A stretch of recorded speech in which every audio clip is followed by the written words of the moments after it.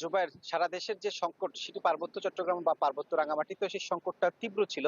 তবে এই প্রশাসনের কিছু পদক্ষেপ নিয়েছিল। ধাপে, ধাপে কিছু পদক্ষেপের পর কিছু সুফল মিলতে শুরু করেছে জ্বালানি সংকটের ভোক্তারা যেটি বলছেন। যেমন ১ম দিকে যে পাম্পগুলোতে উপচে পড়া একটা ভিড় ছিল যেখানকার মানুষজন একেবারে মারামারি হাতাহাতি পর্যায়ে চলে গিয়েছিল তেলের জন্য। তারপরেই একটি নিয়ম অনুযায়ী ৩ দিন ডিজেল এবং ৩ দিন অকটেন দেওয়ার সিদ্ধান্ত নেয়। এই যে সপ্তাহের আজকে বৃহস্পতিবার যে সপ্তাহে ৪ টি পাম্পে ডিজেল দেওয়ার কথা ছিল। তবে আজকে একটি পাম্প বাদ দিয়ে ৩ টি পাম্পে ডিজেল দেওয়া হয়েছে। এরপরে সরকার বা স্থানীয় প্রশাসন আরেকটু উদ্যোগ নিয়েছে যে কিউআর কোড স্ক্যানারের মাধ্যমে বা রেজিস্ট্রেশনের মাধ্যমে যে গ্রাহকরা রয়েছেন তাদেরকে তেল সংগ্রহ করতে হবে।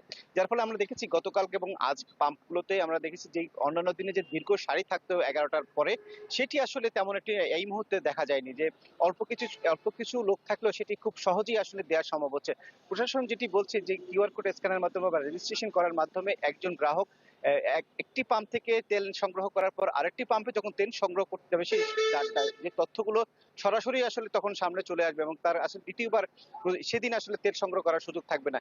এই কারণে আসলে ১ম দিন কিছু মানুষজন একাধিক পাম্পে তেল নিতে গিয়ে ধরা খাওয়ার পর বা তারা জানার পরে আসলে আজকে সেটি আমরা লক্ষ্য করিনি। প্রতিটি পাম্পে আসলে সে ধরনের শৃঙ্খলা মতো যে রেজিস্ট্রেশন বা কিউআর কোড স্ক্যানার করেই আসলে মানুষজন তেল দিচ্ছে। এইখানে তেল নেওয়ার ক্ষেত্রে মানুষজন যেটি বলছে, যেহেতু একজন ব্যক্তি একাধিকবার তেল নেওয়ার সুযোগ থাকছে না কিউআর কোড স্ক্যানের মাধ্যমে, সেই কারণে যে সকাল ৮টা থেকে যে ১১টা পর্যন্ত সময়সীমা প্রশাসন বেঁধে দিয়েছে, সেটি তুলে ফেলা যদি যায় তাহলে আসলে মানুষজন তার কর্মঘণ্টা যে নষ্ট হচ্ছে তেল নিতে আসার কারণে লাইনে দাঁড়িয়ে থেকে, সেটি আসলে মানুষজনের সাশ্রয়ী হবে বলে মনে করছেন। অনেকে চাকরিজীবী মানুষজন আছে তারা সকাল ৯টায় অফিস পৌঁছাতে হয়। তাদের জন্য আসলে কষ্টকর হয়ে যাচ্ছে এই লাইনে দাঁড়িয়ে তেল নেওয়া।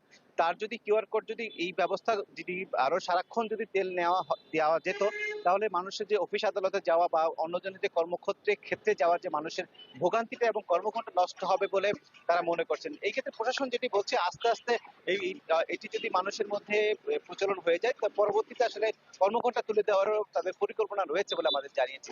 জুবাইর, এই ছিল রাঙামাটি থেকে জ্বালানি তেলের সবশেষ তথ্য আমার কাছে। জিয়া, ধন্যবাদ আপনাকে। দর্শক, রাঙামাটির জ্বালানি সংকটের খবর জানাচ্ছিলেন সহকর্মী জিয়াউল হক।